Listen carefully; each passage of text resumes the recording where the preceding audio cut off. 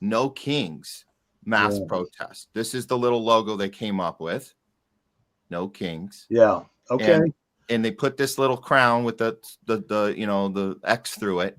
Short and this answer. is their target. This is the how it works is you put all the emotion, all the confusion, all the fear. And we have it here. Believe me, there's a lot going on here in LA where we've been on the ground. We've been covering this last week, and we've seen people getting pulled out of. I mean, this has actually happened. The ICE raids were real. Trump has backed off. We showed a clip of him saying we're going to back off on these raids. And it's not because the protesters stopped. It's because it was never. We know it was never about the immigration. It was about bringing in the surveillance state. But now you got this massive protest, and people are ready to go to their nearest place. We saw this first on the 9th when they said this is because of all these things aligning. Flag Day, Trump's birthday, 250th celebration of the Army. Wow, all on the same day. Imagine that. And they're calling it No Kings Day, Day of Defiance, and the map of the 50 states. So people are flocking to figure out how they can participate in this right now. But the problem is, like you mentioned on the last segment, Don, you mentioned that there is a massive pushback that was already in advance, ready to get these protesters and teach them a lesson. And I'm just shocked at some of the words being said out loud before this event. Here is a police chief in Florida. I believe it's Broward County. I didn't check exactly where, but this is what's coming out of Florida right now. Craig, it's not Broward County. I think it's one of the northern counties. But it's in the northern county. I think so. I saw it. It's creepy as it's creepy as shit, and we need to be very concerned about the messaging going into these Saturday national protests. But let's take a listen to this. I'm gonna break it down for you. All right, and if somebody wants to know what I mean by turn violent, all right, this is what I mean. If you resist lawful orders, you're going to jail. Let me be very clear about that. If you block an intersection or a roadway in Brevard County, you are going to jail. If you flee arrest, you're going to go to jail tired because we are going to run you down and put you in jail. If you try to mob rule a car in Brevard County, gathering around it, refusing to let the driver leave, in our county, you're most likely going to get run over and dragged across the street. If you spit on us, you're going to the hospital and in jail. So you see how he's building this up. He's building this up. If you do something small, we're going to do it back times 1,000 to you. So this is how law enforcement works, right? It's about escalating. It's about punishment. So this is also the system we're living in. And he's going to excuse us. He's not done. Every example is one notch further of what we're saying is okay in our law and order society. If you hit one of us, you're going to the hospital and jail, and most likely get bitten by one of our big, beautiful dogs that we have here. If you throw a brick, a firebomb, or point a gun at one of our deputies, we will be notifying your family where to collect your remains at. So now he's saying the officers that get something thrown at them, which is, again, that's illegal. There's a judicial system in place to prosecute people who do bring physical harm to police. I haven't heard one death reported from an officer over the last week, but he's telling us out loud, he will kill you. He will kill you if an officer feels threatened by spit in their face. If the officer has to drive home to their family that night with spit going down his head, at least he knows that he murdered you, and that's how law and order works. And he's going to top it off by telling us all of this is to protect law and order. Because we will kill you graveyard dead. We're not going to play. This has got to stop. You're watching what's taking place out there. You're seeing police officers that are being attacked, being spit on, being put in harm's way just for doing their jobs. Again, none of them died. They're getting attacked and spit on, but you're going to get murdered. You're seeing ICE agents that are being targeted for doing their jobs. And you're seeing obstructionists that are doing all of this, standing in the way of law and order. There it is. Standing in the way of law and order. This guy should be removed from office and charged criminally. Yeah, literally. I'm serious. Someone should do that. The Attorney General of Florida, or the Attorney General of one of the federal districts in Florida, the one where he's operating, I guess. or the attorney Don, general. this is Florida. We back the blue over here, and actually we call him the green because it's the sheriff. We back him. Yeah, we back law and order over here. So, Trump country, recognize. I mean that's criminal. What he literally. But I just gave you applauding that than frowning at it. That's the problem. Yeah, I just gave you a link to a map. Okay. If you take a look at that map, which is the electoral map by county for 2024 against the map that was up in that segment over opinion on what's going on right now, you'll see they're almost identical. No, nothing has changed. Take a look at the map that was in that segment. It was basically illustrating the argument. Say that.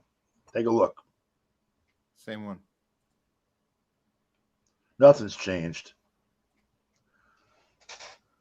Nothing's changed.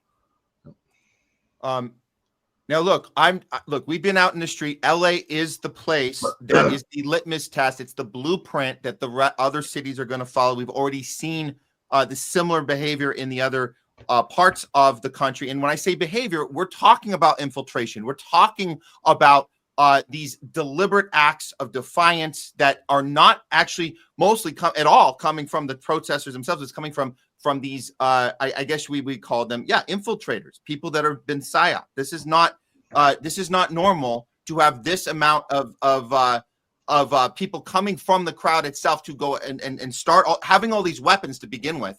Anyways, we're seeing this in other parts of the country, and that's what allows a police chief like in Florida to get away with this stuff. And he won't. I don't think he's going to be prosecuted. He's able to say this because we're able to see the visuals of what's happening around, starting in LA. But on the other hand, I'll tell you this: when it died down a bit in the last day or two, we went back out there to the same place that all this went down, and there's people showing up for the first time that have no clue. They have no clue that things had gotten this bad, and they're out there just completely ignorant of what's happening. And they've heard about the No Kings March. I asked them directly, "Are you planning to go?" And of course they are. And as soon as I told them some of the stuff to be a fearful of, that maybe they're involved in something that has bad intentions, even though you have good intentions, they didn't want to hear it. They didn't want to hear this.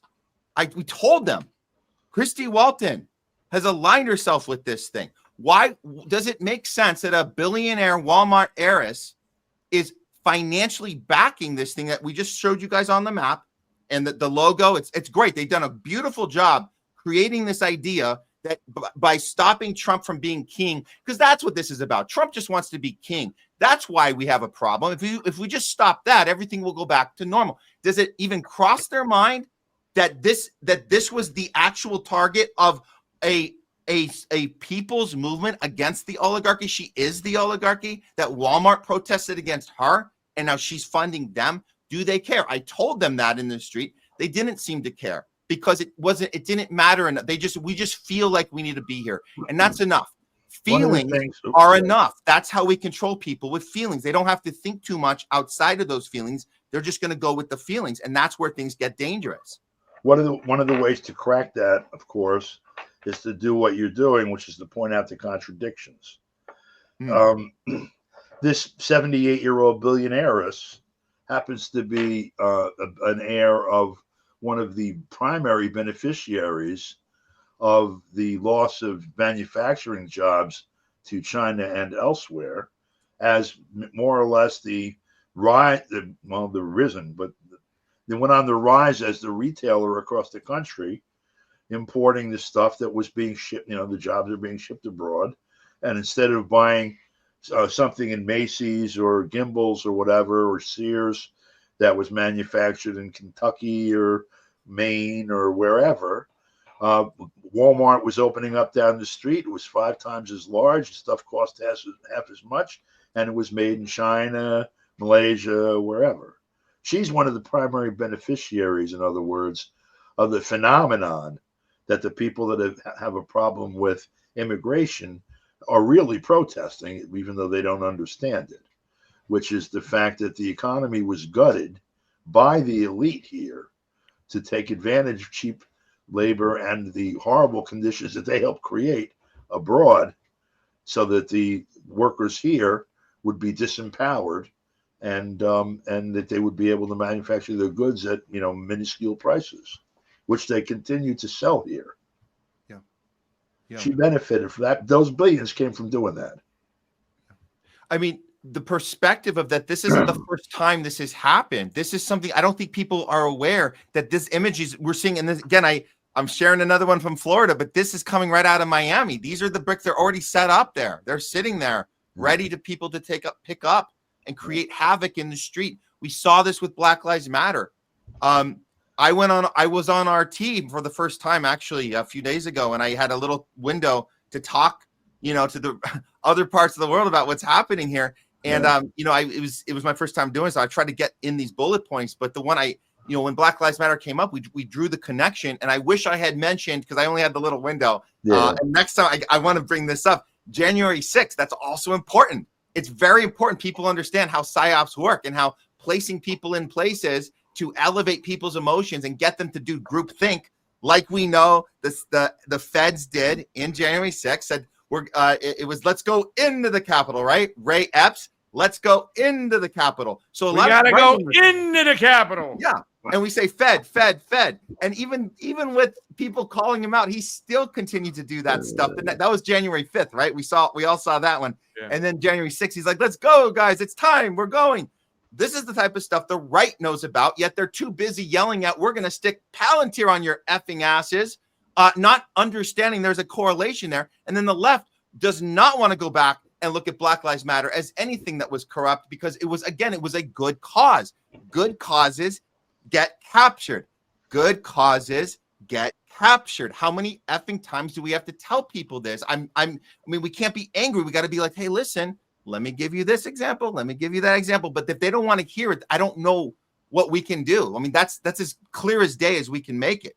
So yeah, pick up a brick on the sidewalk when you guys go out there tomorrow. See what happens. But just notice that they're there.